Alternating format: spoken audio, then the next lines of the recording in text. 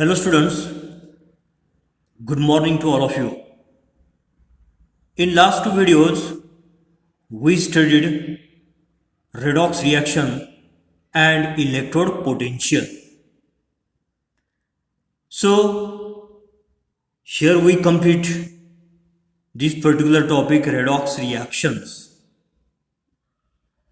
तर आपण ह्या टॉपिकमधलं लास्ट आर्टिकल रेडॉक्स रिॲक्शन आणि इलेक्ट्रोड पोटेन्शियल पाठीमागच्या 2 व्हिडिओमध्ये आपण स्टडी केलं होतं. तर तिथं त्याचा स्टडी पूर्ण झाल्यानंतर हा टॉपिक आपण इथं स्टडी करून पूर्ण केलेला आहे. तर हा टॉपिक आपण स्टडी करत असताना काही जे काय कन्सेप्ट्स होते, फॉर एक्झाम्पल ऑक्सिडेशन नंबर, तर त्याच्यावरचे आपण प्रॉब्लेम्ससुद्धा आपण स्टडी केले होते. किंवा ऑक्सिडेशन नंबर डिटरमाइन करण्याच्या ज्या काही मेथड्स आहेत त्या मेथडचा आपण इथं स्टडी केला आणि त्या मेथडद्वारे एखाद्या केमिकल रिॲक्शनचं बॅलन्सिंग कसं केलं जातं याच्यावरचे सुद्धा प्रॉब्लेम्स आपण स्टडी केलेले आहेत. तर हा 12वीच्या दृष्टिकोनातून अतिशय महत्त्वाचा टॉपिक आहे. तर आपण आजच्या व्हिडिओमध्ये हा महत्त्वाचा टॉपिक असल्यामुळं आपण सुरुवातीपासून एंडपर्यंत ह्या टॉपिकवरती ब्रीफमध्ये आपण रिव्हिजन टाकूया. ह्या टॉपिकमध्ये आपण काय काय स्टडी केलं त्याची परत एकदा उजळणी करूया. किंवा कालच्या लेक्चरला मी सांगितलं होतं की काही विद्यार्थ्यांना थोडंसं rules to assign the oxidation number हे थोडंसं कठीण वाटतंय. तर ते परत एकदा आपण ह्या उजळणीच्या निमित्तानं त्याचा आपण स्टडी करूया. तर ठीक आहे, आपण सुरुवातीपासून हा टॉपिक थोडासा रिवाइज करूया. So the topic which we studied was redox reactions. So in the introduction we studied that around us various reactions are occurring. For example, rusting of iron, combustion of fuels like petrol, diesel. म्हणजे आपल्या सभोवताली बऱ्याचशा chemical reaction होत असतात. त्यामध्ये लोखंडाचं गंजणं असेल किंवा petrol डिझेलचं कंबशन असेल, ज्वलन असेल. तर ह्या बऱ्याचशा रिॲक्शन ह्या रेडॉक्स रिॲक्शन ह्या प्रकारामध्ये मोडणाऱ्या आहेत. तर हा जो रेडॉक्स हा जो वर्ड आहे तो वर्ड ॲब्रिव्हिएशन आहे, संक्षिप्त रूप आहे. तो कुणाचं संक्षिप्त रूप आहे? तर रेडॉक्स हा शब्द रिडक्शन आणि ऑक्सिडेशन ह्या 2 शब्दांपासून तयार झालेला आहे. म्हणजे हा रेडॉक्स रिॲक्शन हे संक्षिप्त रूप आहे कुणाचं? रिडक्शन आणि ऑक्सिडेशनचं. त्यानंतर आपण नेक्स्ट आर्टिकल या टॉपिकमध्ये स्टडी केलं होतं. That article was classical ideas of redox reactions. तर क्लासिकल आयडियाज ऑफ रेडॉक्स रिॲक्शनमध्ये आपण क्लासिकल कन्सेप्ट किंवा ओल्डर आयडियाजनुसार ऑक्सिडेशन म्हणजे काय, रिडक्शन म्हणजे काय, किंवा ऑक्सिडायझिंग एजंट म्हणजे काय, रिड्युसिंग एजंट म्हणजे काय, ह्याचा अभ्यास आपण या क्लासिकल आयडियाज ऑफ रेडॉक्स रिॲक्शनमध्ये केलेला आहे. तर क्लासिकल कन्सेप्ट किंवा ओल्डर आयडियाजनुसार ऑक्सिडेशनची जी डेफिनेशन आहे ती डेफिनेशन अशा प्रकारे केलेली होती. कॉम्बिनेशन ऑफ एन एलिमेंट और सबस्टन्स विथ ऑक्सिजन. एखाद्या एलिमेंटचं कॉम्बिनेशन झालं कुणाबरोबर? झालं ऑक्सिजन बरोबर. तर अशा ज्या काही रिॲक्शन असतात त्यांना काय म्हटलं जात होतं? Oxidation reaction. हे सुरुवातीच्या काळामध्ये ऑक्सिडेशन म्हणजे काय म्हटलं जात होतं? Combination of element or substance with oxygen. For example, C plus O2 gives CO2. तर इथं हा जो कार्बन आहे हा एलिमेंट कार्बन कुणाबरोबर कंबाईन झालाय? ऑक्सिजन बरोबर कंबाईन झालाय. त्यामुळे ही रिॲक्शन कुणाचं एक्झाम्पल आहे? ऑक्सिडेशन. किंवा आणखीन काही एक्झाम्पल सुद्धा पुढे आपण अभ्यास केले. दुसरं एक्झाम्पल होतं सल्फर. सल्फर हा कंबाईन झाला, कुणाबरोबर कंबाईन झाला? ऑक्सिजन बरोबर. आणि काय तयार झालं? Sulphur dioxide. म्हणजे इथं हा सल्फर हा एलिमेंट ऑक्सिजन बरोबर कंबाईन झाला. म्हणजे ही सुद्धा कुणाचं एक्झाम्पल आहे? It is also the example of oxidation reaction. त्यानंतर ऑक्सिडेशनची आणखीन वेगळ्या प्रकारे सुद्धा क्लासिकल कन्सेप्टनुसार डेफिनेशन करता येते. क्लासिकल कन्सेप्ट किंवा ओल्डर कन्सेप्टनुसार ऑक्सिडेशनची दुसरी डेफिनेशन सुद्धा करता येते. Oxidation also refers to removal of hydrogen. एखाद्या सबस्टन्समधून जर हायड्रोजन रिमूव्ह झाला तर त्याला सुद्धा आपण ऑक्सिडेशन असं म्हणू शकतो. तर for example hydrogen sulphide gas आहे H2S, त्याची रिॲक्शन ऑक्सिजन बरोबर झाली. तर ह्या हायड्रोजन सल्फाईडमधला जो हायड्रोजन आहे तो हायड्रोजन काय होतो? इथं रिप्लेस होतो. काय राहतो? फक्त सल्फर. ते प्रॉडक्टमध्ये फक्त सल्फर राहिला आणि हा हायड्रोजन या ऑक्सिजन बरोबर कंबाईन झाला आणि काय तयार झालं? वॉटर तयार झालं. ज्या रिॲक्शनमध्ये हायड्रोजनची रिप्लेसमेंट सल्फरपासून होते म्हणून it is also the example of oxidation reaction. किंवा ऑक्सिडेशनची आणखीन एक ओल्डर डेफिनेशन किंवा क्लासिकल डेफिनेशन आणखीन एक आहे. Oxidation it is addition of electronegative element. Electronegative element एखाद्या सबस्टन्समध्ये किंवा एलिमेंटमध्ये ॲड झाला तर त्याला सुद्धा आपण ऑक्सिडेशन असं म्हणतो. आता ही रिॲक्शन बघा. मॅग्नेशियम हा मेटल आहे, हा फ्लोरीन हा इलेक्ट्रोनिगेटिव्ह एलिमेंट आहे. तर हा इलेक्ट्रोनिगेटिव्ह एलिमेंट ह्या मॅग्नेशियममध्ये ॲड होतो आणि मॅग्नेशियम फ्लोराईड तयार होतं. मग इथं कुणाची ॲडिशन झाली? इलेक्ट्रोनिगेटिव्ह एलिमेंटची ॲडिशन झाली.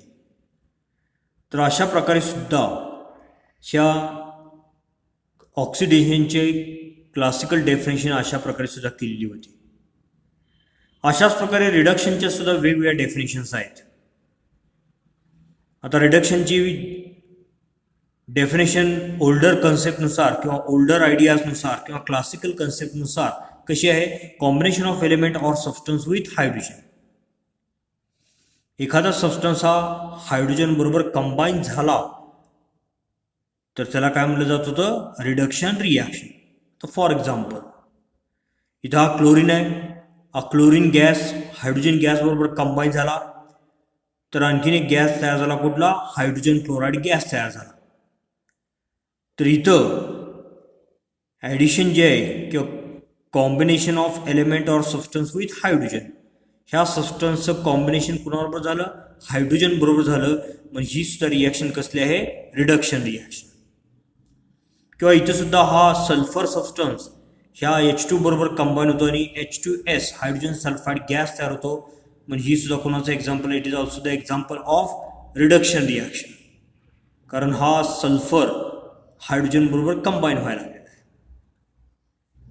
किंवा रिमूव्हल ऑफ इलेक्ट्रोनिगेटिव्ह एलिमेंट. मग अशा आपण ऑक्सिडेशनमध्ये काय म्हणलं होतं? Addition of electronegative element. मॅग्नेशियममध्ये हा इलेक्ट्रोनिगेटिव्ह एलिमेंट ॲड झाला होता, त्याला ऑक्सिडेशन. आणि जर इलेक्ट्रोनिगेटिव्ह एलिमेंट रिमूव्ह झाला तर त्याला काय म्हणायचं? रिडक्शन. आता ह्या रिॲक्शनमध्ये toys of FeCl3 plus H2 याच्यामध्ये हा जो Cl आहे हा Cl इलेक्ट्रोनिगेटिव्ह एलिमेंट आहे. एक Cl बाजूला गेला तर प्रॉडक्ट तयार झाला. काय तयार झाला? FeCl2. म्हणजे कुणाचं रिमूव्हल झालं? इलेक्ट्रोनिगेटिव्ह एलिमेंटचं रिमूव्हल झालं.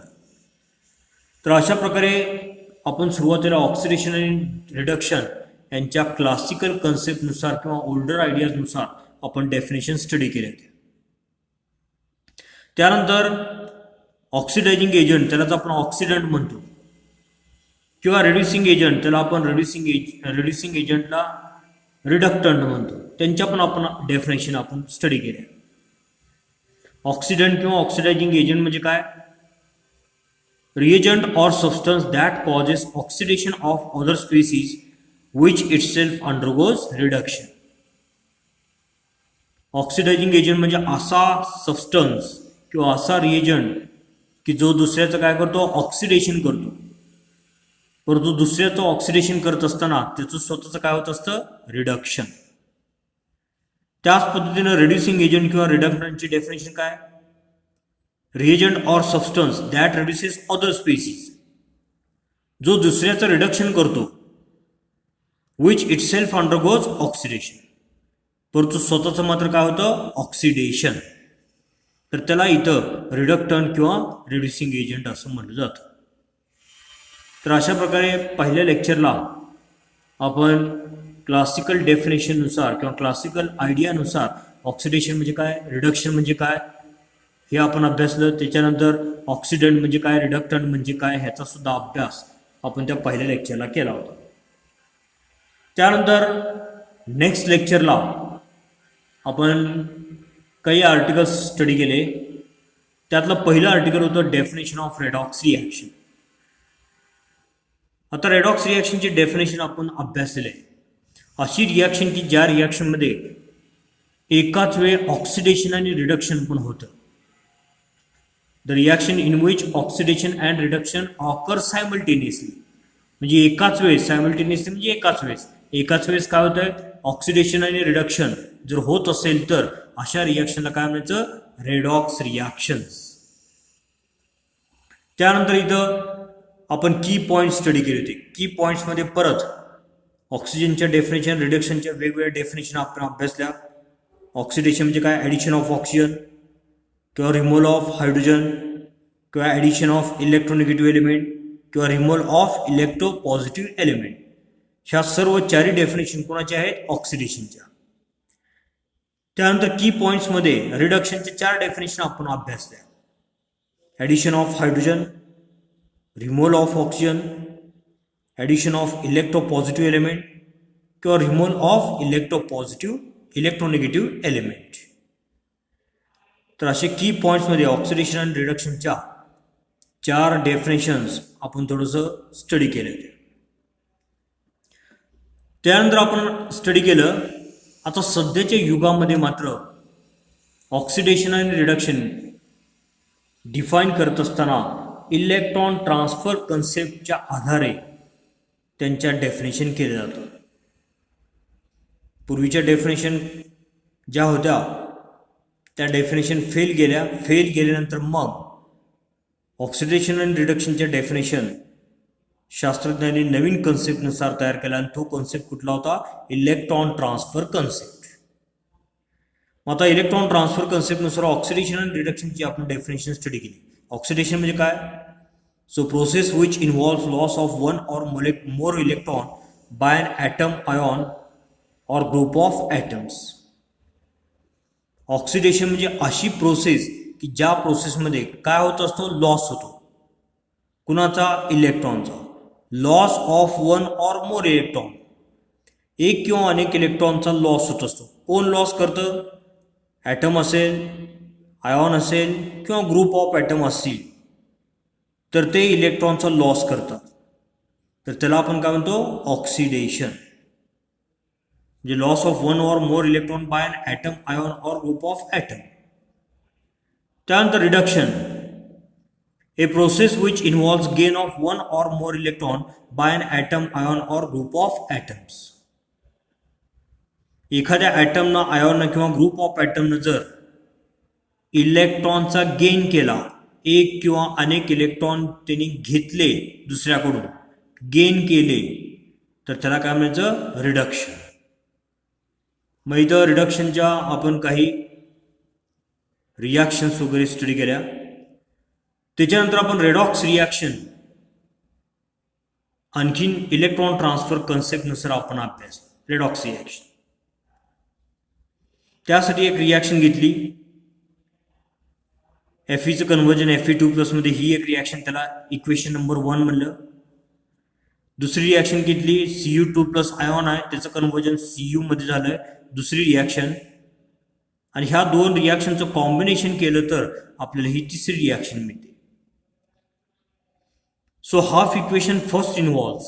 आता ही जी पहिली इक्वेशन आहे, या पहिल्या इक्वेशनमध्ये काय व्हायला लागलेलं आहे, लॉस ऑफ इलेक्ट्रॉन. Fe जो आहे तो Fe इलेक्ट्रॉनचा लॉस करायला लागला. किती इलेक्ट्रॉन त्यानं गमावले, 2 इलेक्ट्रॉन. Feनं जर 2 इलेक्ट्रॉन गमावले तर या Feचं कन्व्हर्जन कशामध्ये होतं, Fe2+ आयॉनमध्ये. 2 इलेक्ट्रॉनचा लॉस, जे 2+ चार्ज आहे. म्हणजे हाफ रिॲक्शन फर्स्ट इन्व्हॉल्व्स. पहिल्या हाफ रिॲक्शनमध्ये काय झालेलं आहे, loss of electron. Loss of electron आहे म्हणून ही रिॲक्शन कुठली, ऑक्सिडेशन रिॲक्शन. आता द हाफ रिॲक्शन सेकंड. आता ही जी दुसरी हाफ रिॲक्शन आहे त्याच्यामध्ये काय झालंय, gain of electrons. Cu2+ आयॉननं 2 electron accept केले, गेन केले. So gain of electron is called as reduction reaction. म्हणजे ही दुसरी रिॲक्शन इलेक्ट्रॉन ट्रान्सफर कन्सेप्टनुसार कुठली रिॲक्शन आहे, रिडक्शन रिॲक्शन आहे. पहिली कुठली होती, ऑक्सिडेशन रिॲक्शन, कारण तिथे इलेक्ट्रॉनचा लॉस झाला. ही कुठली आहे, रिडक्शन, कारण इलेक्ट्रॉनचा गेन झाला आहे. आता व्हाईल थर्ड रिॲक्शन. आता ह्या दोघांचं कॉम्बिनेशन केलं, तर आपल्याला ही थर्ड रिॲक्शन मिळाली. So third reaction involves both oxidation and reduction. आता तिसऱ्या रिॲक्शनमध्ये ऑक्सिडेशन पण सायमल्टेनियसली होते आणि रिडक्शन पण सायमल्टेनियसली होते. मग तिसऱ्या रिॲक्शनला काय मिळालं आहे, रेडॉक्स रिॲक्शन. कारण इथे Feचं कन्व्हर्जन Fe2+ मध्ये होतं म्हणजे ऑक्सिडेशन, Cu2+चं कन्व्हर्जन Cu मध्ये होतं म्हणजे रिडक्शन. Feचं कन्व्हर्जन Fe2+ म्हणजे लॉस ऑफ इलेक्ट्रॉन म्हणजे ऑक्सिडेशन, Cu2+चं कन्व्हर्जन Cu मध्ये म्हणजे गेन ऑफ इलेक्ट्रॉन म्हणजेच रिडक्शन. एकाच वेळेस ऑक्सिडेशन आणि एकाच वेळेस रिडक्शन होते. म्हणजे ही जी रिॲक्शन आहे, ही रिॲक्शन कुठल्या प्रकारामध्ये होणार आहे, it is the redox reaction. त्यानंतर की पॉइंट्समध्ये नंतर आपण ऑक्सिडंट किंवा ऑक्सिडायझिंग एजंटच्या परत आपण डेफिनेशन स्टडी केल्या. पाठीमागं आपण डेफिनेशन केलं त्या. ऑक्सिडायझिंग एजंट म्हणजे जो दुसऱ्याचं ऑक्सिडेशन करतो पण स्वतःचं काय होत होतं, रिडक्शन. आता इलेक्ट्रॉन ट्रान्सफर कन्सेप्टनुसार ऑक्सिडायझिंग एजंट किंवा रेड्युसिंग एजंटच्या डेफिनेशन आपण स्टडी करूया. A reagent or substance which itself undergoes reduction and causes oxidation of other substance. जो सबस्टन्स किंवा जो रिएजंट स्वतःचं मात्र काय होतं, रिडक्शन, आणि दुसऱ्याचं काय करतो तो ऑक्सिडेशन, त्याला ऑक्सिडंट म्हणायचं. रिड्युसिंग एजंट म्हणजे काय, जो substance which itself undergoes oxidation, ज्या सबस्टन्सचं ऑक्सिडेशन होतं आणि तो दुसऱ्याचं काय करतो, रिडक्शन करतो. तर अशा प्रकारे ह्या डेफिनेशन आपण इथं स्टडी केल्या. त्याच्यानंतर पुढच्या व्हिडिओमध्ये आपण स्टडी केलं सुरुवातीला डिस्प्लेसमेंट रिॲक्शन. आपल्या पुस्तकामध्ये आर्टिकल होतं डिस्प्लेसमेंट रिॲक्शन. आता डिस्प्लेसमेंट रिॲक्शन जे आहे, त्या डिस्प्लेसमेंट रिॲक्शन म्हणजेच थोडक्यात त्या कुठल्या प्रकारामध्ये मोडणाऱ्या आहेत, रेडॉक्स रिॲक्शन्स. म्हणून सेंटेन्स काय, displacement reaction also can be looked upon as redox reactions.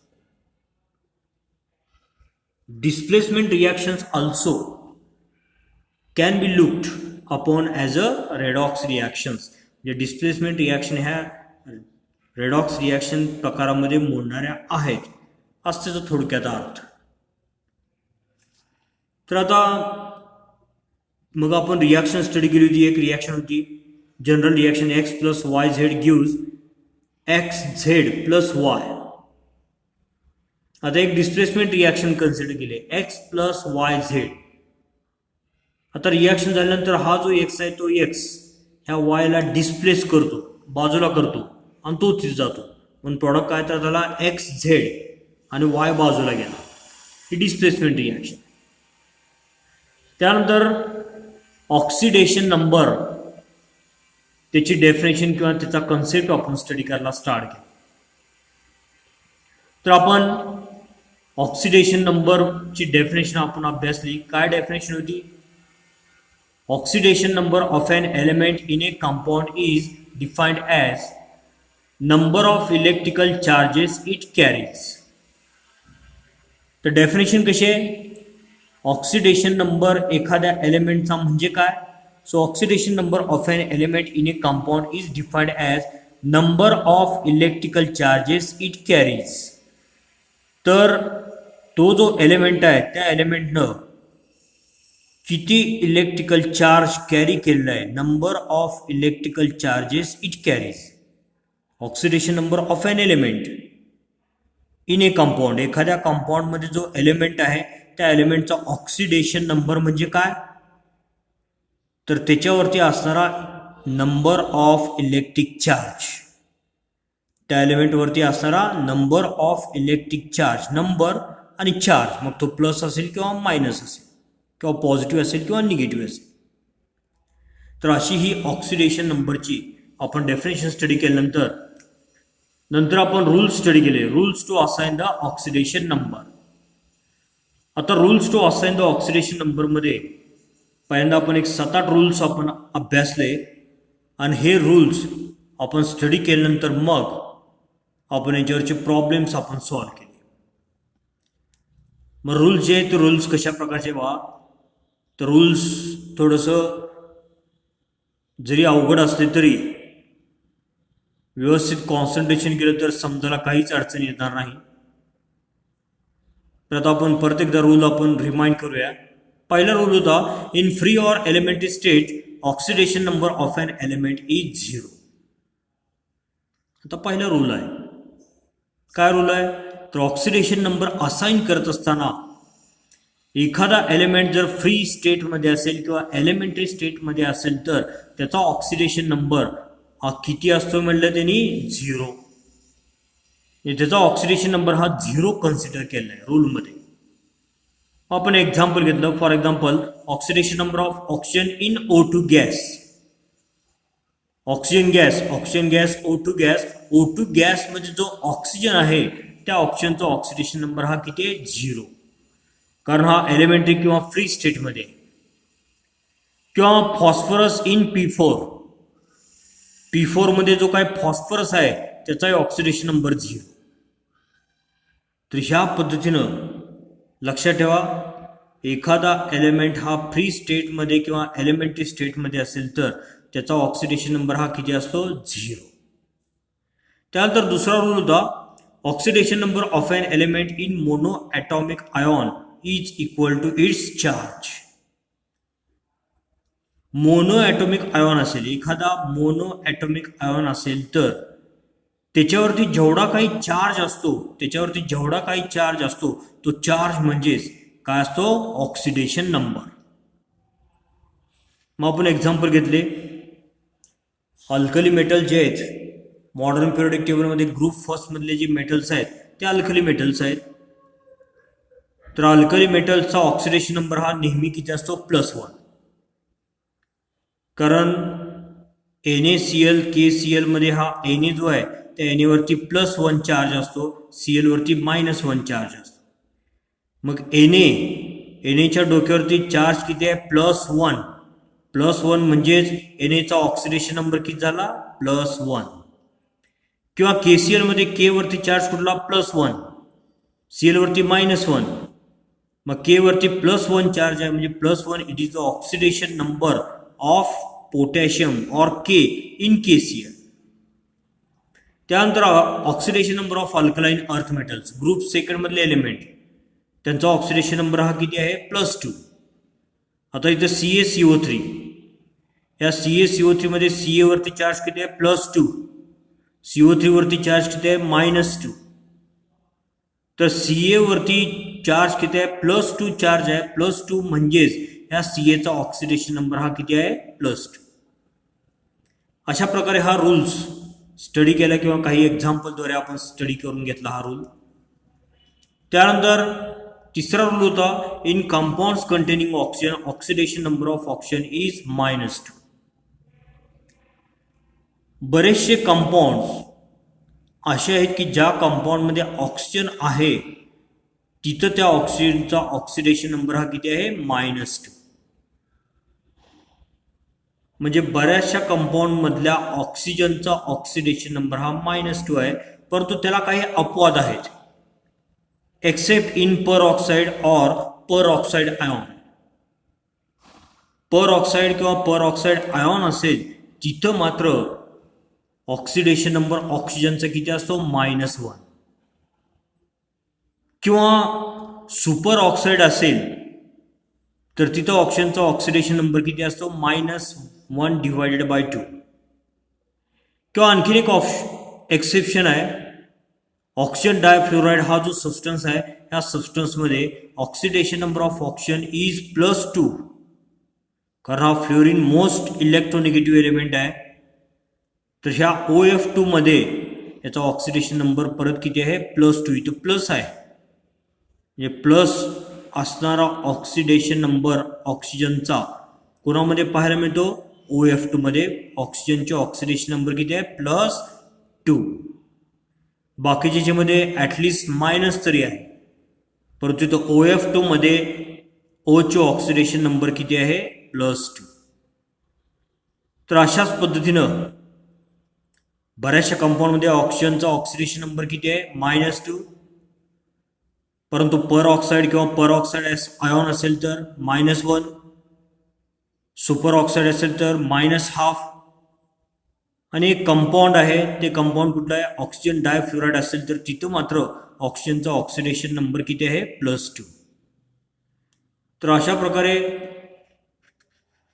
हे एका आपण टॉपिकमध्ये किंवा एका व्हिडिओमध्ये याचा आपण अभ्यास केला. त्याच्यानंतर त्याच्या पुढच्या व्हिडिओमध्ये आपले जे रूल्स राहिलेले होते त्या रूलचा पुढे अभ्यास चालू ठेवला. आपण पाठीमागे 3 रूल्स स्टडी केले होते. आता त्या 3 रूलमध्ये आत्ताच आपण जो रूल स्टडी केला तर बऱ्याचशा कंपाऊंडमध्ये ऑक्सिजनचा ऑक्सिडेशन नंबर किती असतो -2. आता फॉर एक्झाम्पल कॅल्शियम ऑक्साईड मध्ये ऑक्सिजनचा ऑक्सिडेशन नंबर किती आहे -2. त्यानंतर हे आहे hydrogen peroxide H2O2 hydrogen peroxide. पेरॉक्साईडमध्ये ऑक्सिजनचा ऑक्सिडेशन नंबर किती आहे -1, किंवा हे पण पर ऑक्साईड आहे. आता इथं सुपर ऑक्साईड आहे, KO2 हे सुपर ऑक्साईड आहे. तर सुपर ऑक्साईडमध्ये ऑक्सिजनचा ऑक्सिडेशन नंबर किती आहे -1/2 किंवा -1/2. आणि OF2 कंपाऊंड असेल तर इथं मात्र आपल्या ह्या ऑक्सिजनचा ऑक्सिडेशन नंबर किती पाहायला मिळतो +2 पाहायला मिळतो. तर अशा पद्धतीनं ऑक्सिडेशन नंबर जे आहे ते ऑक्सिडेशन नंबरचा रूल आपण ऑक्सिजनचा आपण स्टडी केला. त्याच्यानंतर नेक्स्ट होता ऑक्सिडेशन नंबर ऑफ हायड्रोजन, ह्याच्याबद्दलचा आपण रूल स्टडी केला. Oxidation number of hydrogen in all it's compound is either +1 और -1. बऱ्याचशा कंपाऊंडमध्ये हायड्रोजनचा ऑक्सिडेशन नंबर जो आहे तो हायड्रोजनचा ऑक्सिडेशन नंबर किती पाहायला मिळतो +1 किंवा -1 पाहायला मिळतो. जेव्हा हायड्रोजन हा नॉन मेटलला बॉन्ड झालेला असतो त्यावेळेस तिथं ऑक्सिडेशन नंबर हा किती काय असतो +1. आणि जेव्हा तो मेटलला बॉन्ड झालेला असतो त्यावेळेस त्याचा ऑक्सिडेशन नंबर किती असतो -1. म्हणजे लक्षात घ्या, नॉन मेटलला जर हायड्रोजन बॉन्ड झालेला असेल तर ऑक्सिडेशन नंबर +1. आणि जर तो कुणाला बॉन्ड झाला असेल मेटलला बॉन्ड झाला असेल तर तिथं ऑक्सिडेशन नंबर किती -1. तर इथं एक्झाम्पल घेतलेले आहेत. आता इथं H2O घेतले. H2O मध्ये हा ऑक्सिजन ह्या 2 नॉन मेटलला जॉईन झाला आहे, म्हणजे इथं ऑक्सिडेशन स्टेट किती -2. ऑक्सिजनची ऑक्सिडेशन स्टेट -2, पर तो हायड्रोजनची किती मग +1. नॉन मेटल आहे, हायड्रोजन नॉन मेटलला अटॅच झालेला आहे. त्यानंतर हायड्रोजन LiH लिथियम हायड्राईड मध्ये हायड्रोजन हा मेटलला जॉईन झाला आहे. मेटलला जॉईन झालाय म्हणजे तिची ऑक्सिडेशन स्टेट इथे मात्र किती आहे -1. इथे किती होती +1. आणखी काही एक्झाम्पलचा सुद्धा आपण अभ्यास केला होता. त्यानंतर त्याच्या पुढचा रूल होता oxidation number of halogen. Halogen म्हणजे फ्लोरीन, क्लोरीन, ब्रोमिन, आयोडीन. तर बऱ्याचशा कंपाऊंडमध्ये हॅलोजन प्रेझेंट असेल तर तिथं हॅलोजनचा ऑक्सिडेशन नंबर आपल्याला किती पाहायला मिळतो -1 पाहायला मिळतो. त्याला अपवाद आहेत accept in oxides of Cl, Br, like Cl2O, Cl2O3 etcetera. तर बऱ्याचशा कंपाऊंडमध्ये हॅलोजन असेल तर तिथं हॅलोजनचा ऑक्सिडेशन नंबर हा किती पाहायला मिळतो -1 पाहायला मिळतो. परंतु काही ठिकाणी मात्र तो -1 पाहायला मिळत नाही. कुठं पाहायला मिळत नाही, जर क्लोरीन, ब्रोमिन आणि आयोडीनचं ऑक्साईड असेल तर तिथं मात्र ऑक्सिडेशन नंबर आपल्याला हॅलोजनचा किती पाहायला मिळतो +1. त्यानंतर काही एक्झाम्पलद्वारे समजून घेतलं आपण ते KCl. तर आता इथे KCl मध्ये हा जो Cl आहे त्या Clचा ऑक्सिडेशन नंबर किती आहे -1. किंवा आता हा जो कंपाऊंड आहे ClOCl, तर हे काय ऑक्साइड ऑफ क्लोरीन आहे. ऑक्साइड ऑफ क्लोरीन, तर ऑक्साइड ऑफ क्लोरीन असेल तर ऑक्सिडेशन नंबर ऑक्सिजनचा किती असतो तिथं -2 असतोच. परंतु इथं मात्र हा जो Cl आहे, तर त्या Clचा ऑक्सिडेशन नंबर इथे किती आहे +1. तर ह्या पद्धतीनं आपल्याला हा रूल सुद्धा आपल्याला अभ्यास करता आला. त्याच्यानंतर त्याच्या पुढचा रूल होता algebraic sum of oxidation number of all atoms in neutral molecule is 0. तर न्यूट्रल मॉलिक्यूल असेल म्हणजे एखाद्या मॉलिक्यूलवरती कसल्याही प्रकारचा चार्ज नाही, प्लस चार्ज पण नाही, निगेटिव्ह चार्ज पण नाही, तर तिथं जे काय ॲटम्स असतात त्या ॲटमच्या ऑक्सिडेशन नंबरची बेरीज किती असते 0. म्हणजे मॉलिक्यूल न्यूट्रल असेल तर त्याच्यामध्ये जे काय ॲटम्स असतात त्या ॲटमच्या ऑक्सिडेशन नंबरची बेरीज ही 0 असते असं त्याचा अर्थ आहे. त्यानंतर नेक्स्ट रूल होता algebraic sum of oxidation number of all the atoms in polyatomic ion is equal to net charge of ion. तर एखादं पॉलीॲटॉमिक आयॉन असेल म्हणजे त्याच्यावरती चार्ज आहे, एखाद्या स्पेसिसवरती चार्ज नसेल तर तो न्यूट्रल मॉलिक्यूल, आणि एखाद्या स्पेसिसवरती जर चार्ज असेल तर त्याला आपण काय म्हणतो आयॉन. आणि पॉलीॲटॉमिक आयॉन हे त्याच्यापेक्षा एकापेक्षा जास्त ॲटम्स आहेत म्हणून पॉलीॲटॉमिक आयॉन. एखादं पॉलीॲटॉमिक आयॉन असेल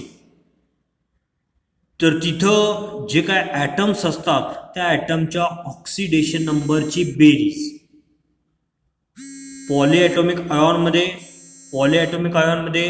जे काही ॲटम्स आहेत त्या ॲटमच्या ऑक्सिडेशन नंबरची बेरीज ही किती असते is equal to net charge of ion. तर नेट चार्ज ऑफ आयॉन म्हणजे त्या आयॉनवरती जो काही चार्ज आहे तो चार्ज म्हणजेच काय असतो त्याचा ऑक्सिडेशन नंबर. तर algebraic sum of oxidation number of all atoms in polyatomic ion, polyatomic आयॉनमध्ये जे ॲटम्स आहेत त्या ॲटमच्या ऑक्सिडेशन नंबरची बेरीज म्हणजेच किती असते is equal to net charge of ion. त्या चार्जवरती किती चार्ज आहे, त्या आयॉनवरती किती चार्ज आहे तो चार्ज म्हणजेच त्याची बेरीज. त्यानंतर त्याच्या पुढचा रूल होता Wien 2 or more atoms of element are present in a molecule. 2 किंवा 2 पेक्षा जास्त ॲटम्स एखाद्या एलिमेंटमध्ये प्रेझेंट असतील तर काय बा, so when 2 or more atoms of an element are present in a molecule or ion, oxidation number of atom of that element will be average oxidation number of all the atoms of that element in that molecule. आता याचा अर्थ लक्षात घ्या. When 2 or more atoms of an element are present in a molecule or ion, एखाद्या molecule किंवा एखाद्या आयॉनमध्ये 2 किंवा 2 पेक्षा जास्त ॲटम्स असतील, ॲटम्स ऑफ एलिमेंट, एखाद्या एलिमेंटचे 2 किंवा 2 पेक्षा जास्त ॲटम जर असतील, कुणामध्ये, मॉलिक्यूलमध्ये, आयॉनमध्ये असतील, तर oxidation number of atom of that element will be average oxidation number of all the atoms of that element in that molecule. तर त्या ॲटमचा ऑक्सिडेशन नंबर म्हणजे काय असतो, तो ॲव्हरेज ऑक्सिडेशन नंबर असतो. असा हा रूल आहे. त्यानंतर हे रूल्स आपण स्टडी केल्यानंतर ह्या रूल्सवरती आपण प्रॉब्लेम्स आपण स्टडी केले. तर इथं आपण हे रूल्स आपण फिनिश केल्यानंतर आपण प्रॉब्लेम घेतला होता, assign oxidation number of each atom in the following species. खाली दिलेले जे काही कंपाऊंड्स आहेत त्यामध्ये जे काही ॲटम्स आहेत त्या ॲटमचा ऑक्सिडेशन नंबर असाइन करा, असा हा प्रश्न आहे. तर आपण बरेचसे एक्झाम्पल सॉल्व्ह केले. एक एक्झाम्पल आपण परत एकदा रिपीट करूया. HNO3.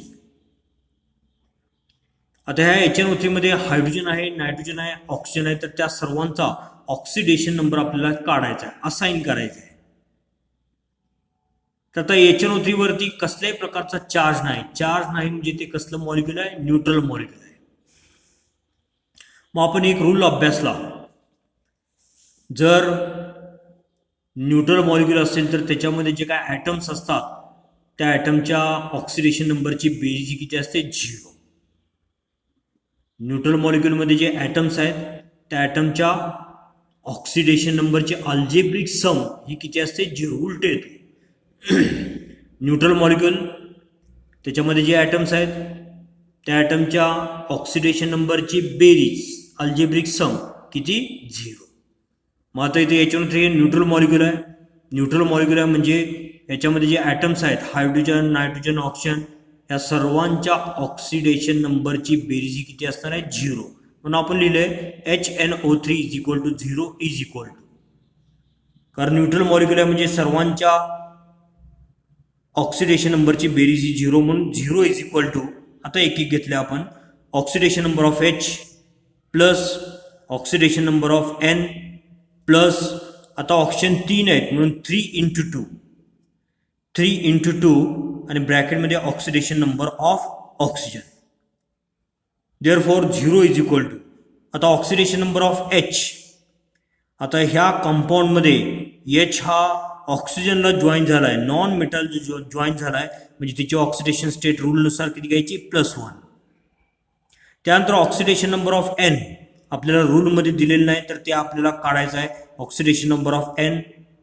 त्यानंतर 3 इंटू 2 आता इथं HNO3 आहेत म्हणून इथं आपण काय घेतलं होतं, तर इथं 3 into oxidation number of oxygen असलेले 3 into oxidation number of oxygen म्हणजे 3 into oxidation number of oxygen किती आहे, -2 म्हणजे O3 आहे म्हणून 3 घेतला, 3 इंटू आणि ऑक्सिजनच्या ऑक्सिडेशन नंबर काय आहे, -2.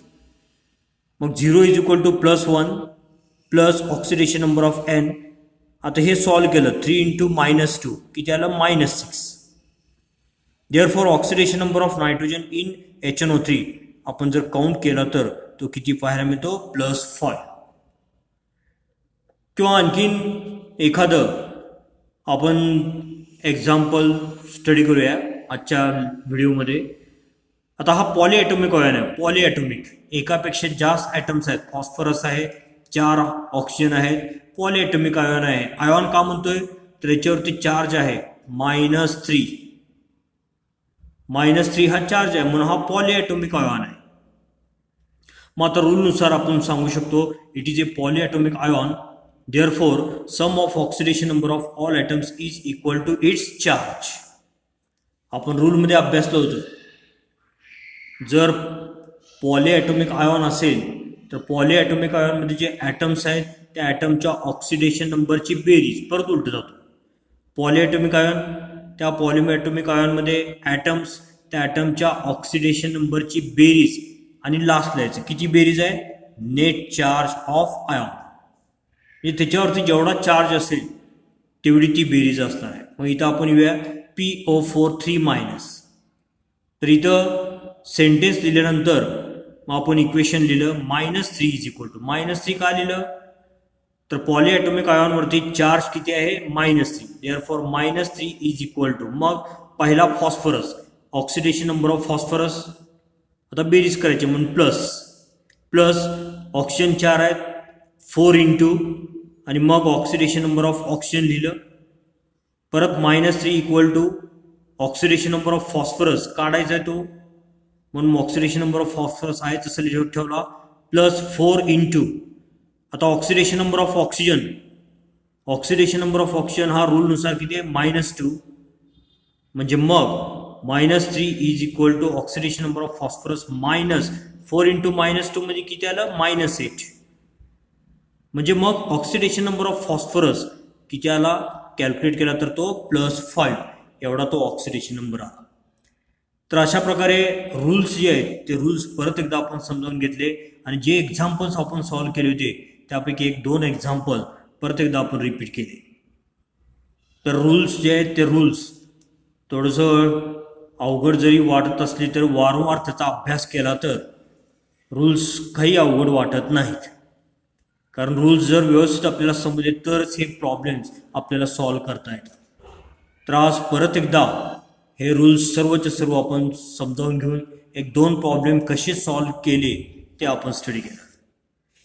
त्याच्यानंतर त्याच्यापुढे होतं स्टॉक नोटेशन. त्याच्यापुढे होतं स्टॉक नोटेशन हे आर्टिकल. आता स्टॉक नोटेशन हे जे आर्टिकल आहे तर त्या आर्टिकलमध्ये आपण काय स्टडी केलं बघा. तर एलिमेंटचा ऑक्सिडेशन नंबर कशा प्रकारे रिप्रेझेंट केला जातो वगैरे याचा आपण अभ्यास केला होता.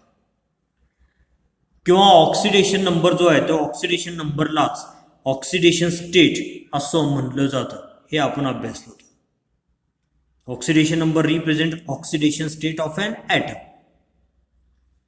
आणि हा जो ऑक्सिडेशन नंबर आहे किंवा ऑक्सिडेशन स्टेट जी आहे ती रोमन न्यूमरलनं रिप्रेझेंट केली जाते. म्हणजे रोमन अंकानं ऑक्सिडेशन नंबर किंवा ऑक्सिडेशन स्टेट ही दाखवली जाते. आणि हे रिप्रेझेंटेशन एका सायंटिस्टनं जगासमोर मांडलं. तो सायंटिस्ट होता अल्फ्रेड स्टॉक. म्हणून त्याच्या नावामुळं या स्टॉकमुळं काय मिळालेलं आहे, स्टॉक नोटेशन. तर इथं आपण स्टडी केलं होतं. आता इथं for example SN2 plus Cl2 त्याच्यावरती चार्ज आहे -1. मग इथं SnCl2 तयार झाला. तर SnCl2 मध्ये हा जो Sn आहे त्या Sn चे ऑक्सिडेशन नंबर रोमन अंकानं दाखवले आहे, त्याला कंस केलेला आहे. So stock notation is use to specify oxidation number of metal. तर एखाद्या कंपाऊंडमध्ये मेटल प्रेझेंट असेल तर त्या मेटलचा ऑक्सिडेशन नंबर किंवा ऑक्सिडेशन स्टेट दाखवायची असेल तर ह्या स्टॉक नोटेशनद्वारे ती दाखवली जाते. त्यानंतर त्याच्या पुढे आपण स्टडी केलं redox reaction in terms of oxidation number. Oxidation number ह्या कन्सेप्टचा वापर करून रेडॉक्स रिॲक्शन म्हणजे काय किंवा ऑक्सिडेशन म्हणजे काय, रिडक्शन म्हणजे काय, ऑक्सिडायझिंग एजंट म्हणजे काय, रिड्युसिंग एजंट म्हणजे काय यांचा आपण अभ्यास केला. म्हणजे पाठीमाग आपण oxidation, reduction, oxidising agent, reducing agent यांच्या डेफिनेशन सुरुवातीला आपण क्लासिकल आयडियानुसार स्टडी केल्या. नंतर इलेक्ट्रॉन ट्रान्सफर कन्सेप्टनुसार त्या डेफिनेशन स्टडी केल्या.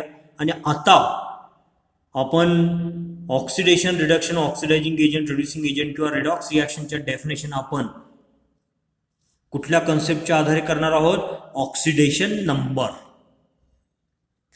मग आता ऑक्सिडेशन नंबरचा आधार घेतला तर आपल्याला ऑक्सिडेशनची डेफिनेशन काय करता येते. So oxidation it is nothing but an increase in oxidation number of an element in a given substance. एखाद्या सबस्टन्समध्ये एखाद्या सबस्टन्समध्ये एखाद्या एलिमेंटचा जर ऑक्सिडेशन नंबर जर वाढलेला असेल तर ती जी प्रोसेस असते तर त्या प्रोसेसला काय म्हणतो आपण oxidation. And increase in oxidation number of an element in a given substance. एखाद्या सबस्टन्समध्ये जर एलिमेंटचा ऑक्सिडेशन नंबर इन्क्रीज झाला असेल तर ती रिॲक्शन किंवा ती प्रोसेस म्हणजे काय असते ऑक्सिडेशन. आता एक एक्झाम्पल घेतलं इथे. एक्झाम्पल, आता ह्या रिॲक्शनमध्ये ॲल्युमिनियम 3 इलेक्ट्रॉनचा लॉस केला. 3 इलेक्ट्रॉनचा लॉस केला तर वरती चार्ज किती आला +3. म्हणजे इथं ची ऑक्सिडेशन स्टेट सुरुवातीला हा एलिमेंटरी स्टेटमध्ये आहे, फ्री स्टेटमध्ये आहे, म्हणून रूलनुसार त्याची इथं ऑक्सिडेशन नंबर किती आहे 0.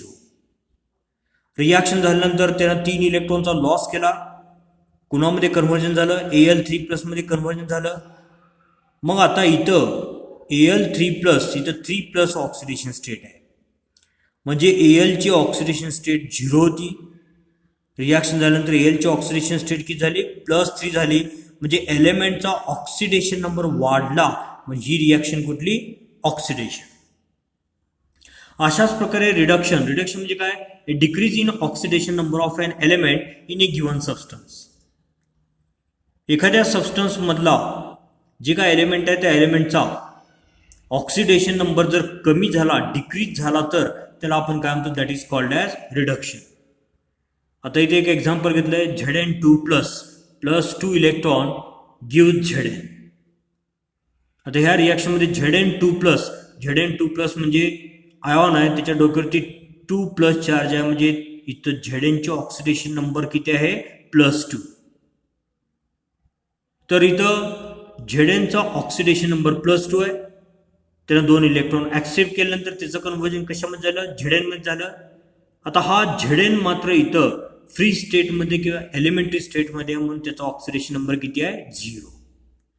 ह्या प्रोसेसमध्ये Zn चा ऑक्सिडेशन नंबर +2 होता. रिॲक्शन झाल्यानंतर काय झाला तो 0 झाला, म्हणजे ऑक्सिडेशन नंबर हा डिक्रीज झाला तर ती रिॲक्शन कुठली रिडक्शन. त्यानंतर ऑक्सिडायझिंग एजंट रिड्युसिंग एजंटच्या डेफिनेशन सुद्धा आपण स्टडी केल्या. A substance which increases oxidation number of element in a given substance and itself undergoes decrease in oxidation number of constituent element. Oxidizing agent म्हणजे काय A substance which increases असा substance की जो substance increase करतो, काय करतो which increases oxidation number of element in a given substance. एखाद्या एलिमेंटचा oxidation number तो इन्क्रीज करतो, परंतु त्याचं स्वतःचं काय होत असतं itself undergoes decrease in oxidation number. त्याचा मात्र ऑक्सिडेशन नंबर काय होतो डिक्रीज होत असेल तर तो ऑक्सिडायझिंग एजंट. आणि रिड्युसिंग एजंट म्हणजे काय substance that lowers oxidation number of an element in a given substance. जो सबस्टन्स दुसऱ्याचा ऑक्सिडेशन नंबर लोअर करतो, कमी करतो, and itself undergoes increase in oxidation number of constituent element, आणि त्याचा ऑक्सिडेशन नंबर जर वाढत असेल तर त्याला काय म्हणायचं रिड्युसिंग एजंट. आणि नंतर पुढे रेडॉक्स रिॲक्शनची डेफिनेशन सुद्धा आपण ऑक्सिडेशन नंबर कन्सेप्टनुसार केली. Reaction in which oxidation number of one spaces increases. अशा रिॲक्शन की ज्या रिॲक्शनमध्ये एखाद्या स्पेसिसचा काय होतो ऑक्सिडेशन नंबर हा इन्क्रीज होतो. कशामुळे इन्क्रीज होतो due to the loss of electron. And oxidation number of other species decreases. कशामुळे डिक्रीज होते due to gain of electron is called as redox reaction.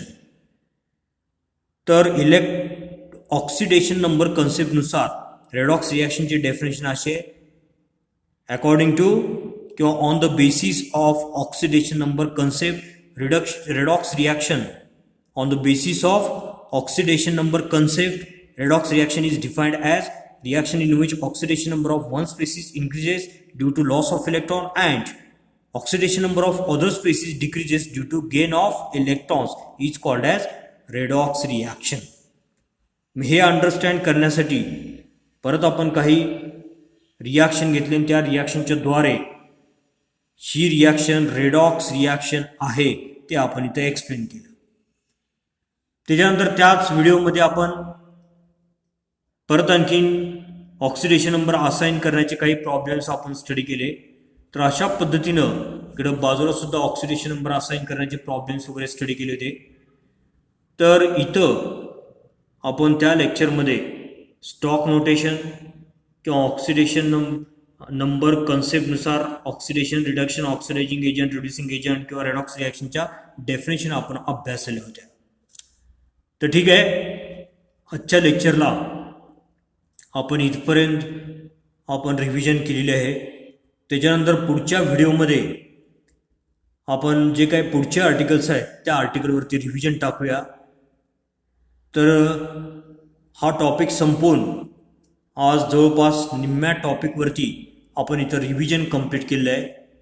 तर आपण इथंच थांबूया. थँक्यू.